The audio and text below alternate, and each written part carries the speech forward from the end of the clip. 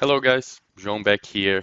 In today's tech tip of the day, we'll be talking about how to fan out a BGA and how to add escape routes to it.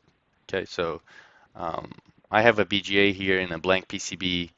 I set it up, the layer stack to have 6 signal layers, and the way we usually calculate the number of layers you need to do the escape routes properly is for one signal layer for every pair or every 2 columns until the middle section of the BGA. So it will be 1, 2, 3, 4, 5, 6, and 6 layers should do it. So this is a 8-layer PCB with 2 planes and 6 signal layers.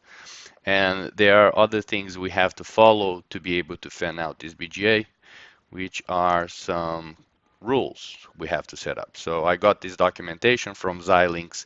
This is actually a pitch 8.8 BGA with 484 pads, and I'm following this documentation that I'll be using to set up the via size, the track width, and the clearance. Okay.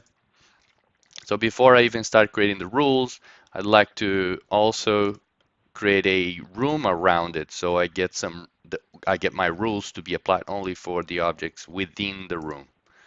So creating it now, let's name it BGA. Let's go to the design rules and now start creating our clearance rule first, which is going to be 3 mils.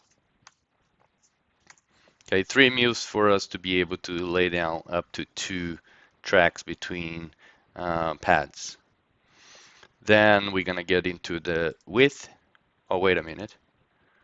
Apply to all the project or just within that, the objects within the room?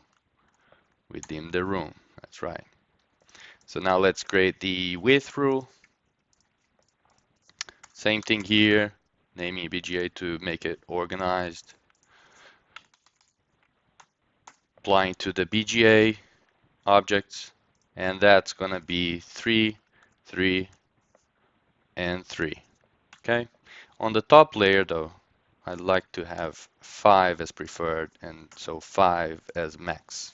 Okay, just following whatever is on the datasheet. The via style, also let's name it quickly BGA.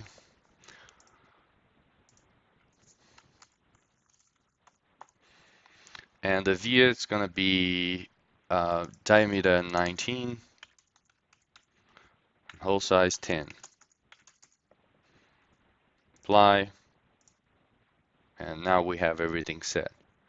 So from here, what we have to do, select the BGA and component actions, fan out the component. Okay, so we're gonna start fanning out. We're not gonna include the escape routes yet. I'm just gonna add the fan outs. Okay, perfect, everything worked. What if I want to add the escape routes? Well, if you want to add the escape routes, you need to have a net connected to every pad. Okay, I don't have a schematic design here, but I'm gonna manually create one.